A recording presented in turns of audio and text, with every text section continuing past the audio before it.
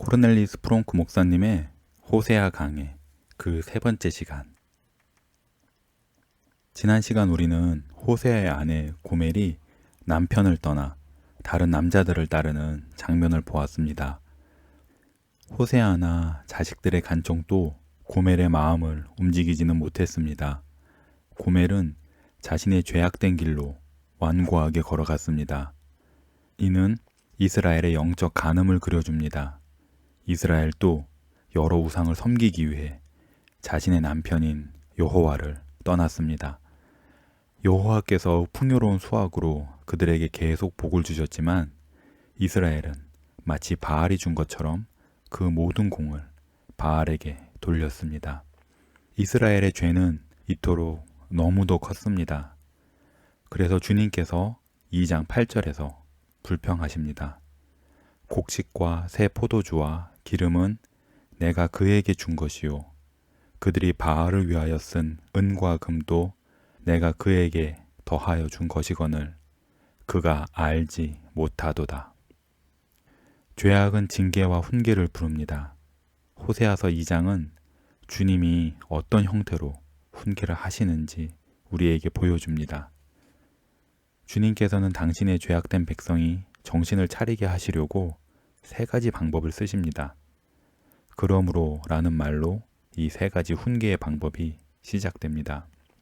첫 번째 훈계는 6절에 나옵니다. 그러므로 내가 가시로 그 길을 막으며 담을 쌓아 그로 그 길을 찾지 못하게 하리니 그가 그 사랑하는 자를 따라갈지라도 미치지 못하며 그들을 찾을지라도 만나지 못할 것이라. 이스라엘은 나는 나를 사랑하는 자들을 따르겠다 라고 말했습니다. 이 A는 아수르와 애굽입니다. 이스라엘은 이 나라들이 자신을 지켜줄 것이라고 생각해서 의지했습니다. 하지만 주님은 이스라엘의 계획을 꺾고 그 나라들에게서 아무런 도움도 받지 못하게 하셨습니다. 두 번째 그러므로는 9절에 나옵니다. 주님은 여기서 이스라엘에게 경제 파탄을 선포하십니다. 그러므로 내가 내 곡식을 그것이 익을 계절에 도로 찾으며 내가 내 새 포도주를 그것이 맛들 시기에 도로 찾으며 또 그들의 벌거벗은 몸을 가릴 내 양털과 내 삶을 빼앗으리라. 이스라엘이 하나님의 선물을 낭비했기에 주님께서는 그것들을 도로 취해 가셨습니다. 음식, 옷, 기쁨과 심지어 종교행사마저도 끝나버렸습니다. 하나님께서 사용하신 발가벗겨져 수치당하는 여자의 그림은 이스라엘에게 이 복들을 없애신 것을 극적으로 표현합니다. 주님께서 이스라엘의 앞길을 막으시고 그 주머니를 거덜내신 이유는 물론 당신의 백성을 회개로 이끄시기 위해서입니다. 하지만 주님께서 당신 백성에게 여러 환난을 보내셨는데도 이스라엘은 회개하지 않았습니다. 물론 그 마음을 곧 돌이킬 것 같은 때도 있었습니다. 7절을 보면 이스라엘은 고난에 두들겨 맞자 잘못된 길로 가고 있으니 주님께로 돌아가야 한다고 인정하기는 합니다. 내가 본 남편에게로 돌아가리니 그때의 내 형편이 지금보다 나았음이라. 하지만 이스라엘은 다시 생각을 바꿉니다. 이렇듯 죄인은 대개 몹시 완고합니다. 계속해서 하나님을 떠나 다른 데에서 행복을 찾으려고 애를 씁니다. 어떻게 해야 이스라엘이 정신을 차릴까요?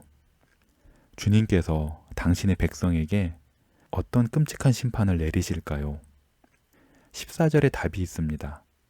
여기서 주님은 당신의 아내를 되돌아오게 하시려고 어떤 방법을 쓰실지 우리에게 알려주십니다. 그러므로 보라, 내가 그를 다 일러 거친 들로 데리고 가서 말로 위로하고. 이 말씀은 정말로 놀랍습니다. 그러므로 라는 말이 참 생뚱맞아 보입니다. 왜냐하면 13절에 나온 내용과 앞뒤가 맞지 않기 때문입니다. 13절에서 주님은 이스라엘이 애인을 쫓아 떠나 당신을 잊었다고 불평하십니다.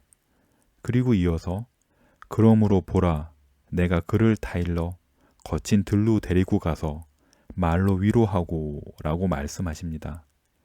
마치 그러므로 내가 이제 다른 큰 매로 그를 쳐서 벌하리니 라는 말씀이 나올 것만 같은데 그렇지 않습니다. 어떤 주석가는 이 문제를 풀기 위해 이 절들의 순서를 바꾸려고 했습니다. 예를 들어 14절을 2장의 맨 앞에 놓거나 7절 뒤에 놓는 식으로 말입니다. 하지만 그럴 필요 없습니다. 우리가 하나님의 은혜 언약의 풍성함을 조금이라도 안다면 이 14절의 말씀을 이해하는 것은 어렵지 않습니다. 물론 그래도 우리는 여전히 놀랄 것입니다. 하지만 우리는 사람의 죄가 지극히 큰 것과 하나님의 은혜가 지극히 큰 것이 서로 연결되어 있다는 것을 체험으로 압니다. 이 연결을 그러므로 라는 말로 설명할 수 있습니다. 우리의 죄가 지극히 크다는 사실이 하나님에게는 당신의 은혜를 더더욱 풍성하게 나타내실 기회가 됩니다.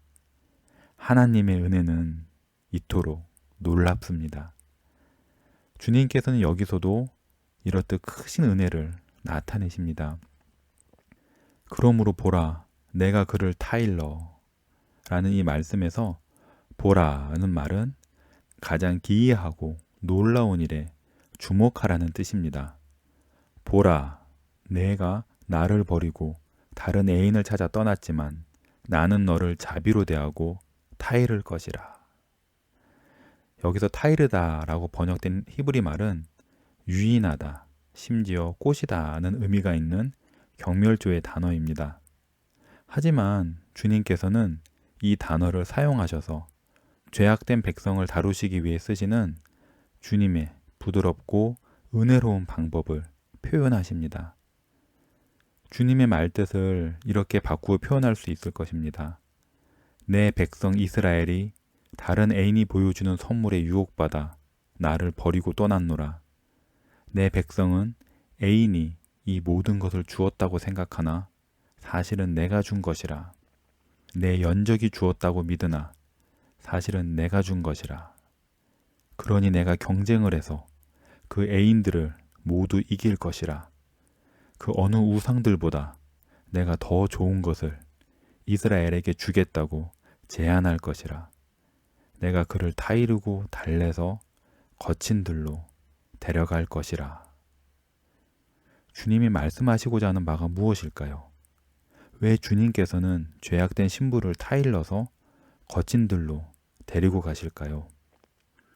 사랑하는 사람의 마음을 얻기 위해서 거친 들로 데려갈 사람은 아무도 없습니다. 하지만 주님은 이스라엘의 마음을 얻기 위해서 바로 이렇게 하셨습니다. 우리는 먼저 거친 들이 무엇인가 하는 질문에 답을 해야 합니다.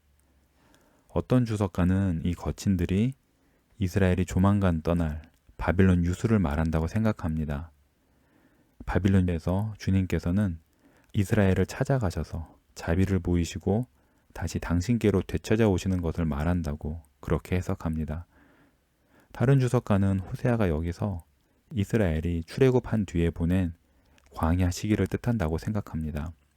여호와께서 시내산에서 이스라엘과 결혼하셨고 또 좋은 관계들을 보내셨기 때문에 불신실한 아내를 다시 거친 돌로 데리고 가셔서 신혼여행의 때를 생각나게 하신다고 그렇게 생각합니다.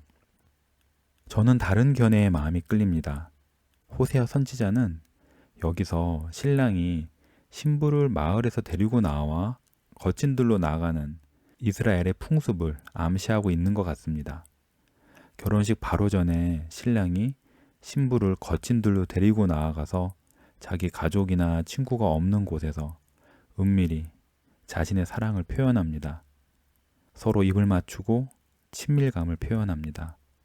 그리고 나서 다시 신랑 집으로 와서 정식으로 예식을 올립니다. 하객들은 신부가 사랑하는 신랑 품에 기대어 들에서 올라오는 것을 봅니다. 아가서 8장 5절을 참조해 보십시오. 이 거친들은 문자 그대로 해석할 것이 아닙니다. 이스라엘이 문자 그대로의 거친들인 신의 광야에서 여호와의 신부가 되었을 때 누렸던 여호와의 사랑을 신랑 신부에게 떠올려 주려고 거친들이라고 했을 것입니다. 신랑이 신부를 거친들에서 데리고 나오듯 주 예수님께서는 당신의 백성을 이생이라는 거친들에서 데리고 나와 혼인식이 열리는 당신 아버지의 집으로 데리고 가십니다.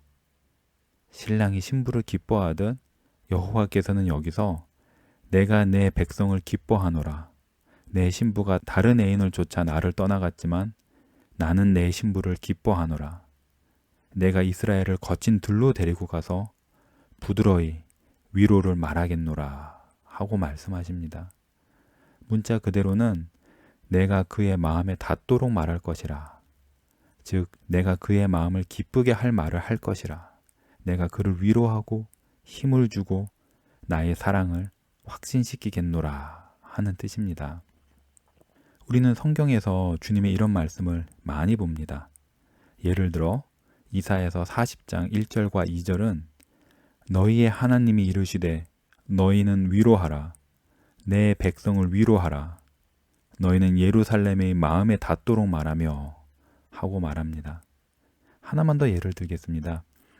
사사기 19장에 나오는 레위 사람 이야기입니다. 그는 아내가 비록 자신에게 신실하지 않았지만 아내와 화해하기를 원했습니다.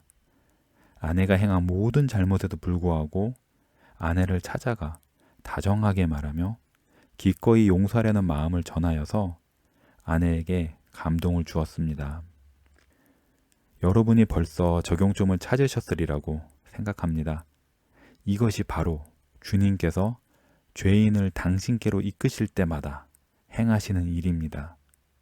하나님께서는 죄인을 사단이나 다른 연적에게서 처음 데리고 나와 당신께로 이끄실 때뿐 아니라 이후에 당신의 백성이 배역했을 때도 이렇게 달콤한 방법으로 다시 당신께로 가까이 데리고 오십니다.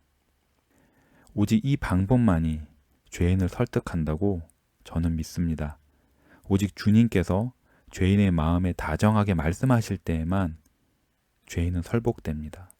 그렇지 않습니까?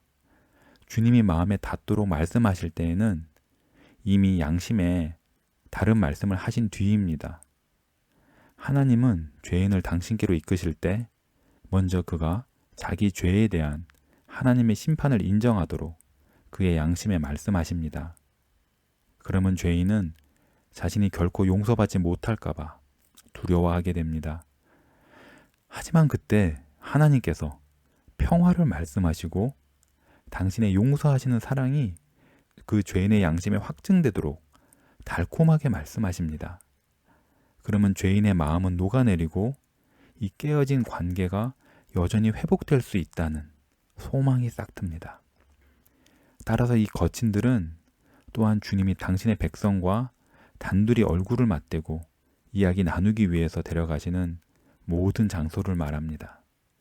이 들판은 주님께서 자기 백성에게 위로를 주시며 마음에 닿도록 말씀하시기 위해 당신의 크신 지혜로 사용하시는 장소들입니다. 병상이 될 수도 있고 이런저런 고난이 될 수도 있습니다. 친구여, 주님께서 여기서 호세아를 통해 당신이 어떤 분인지 나타내시고 있는 이 모습이 바로 순전한 복음입니다. 하나님은 거룩하셔서 죄를 용납하실 수 없으십니다.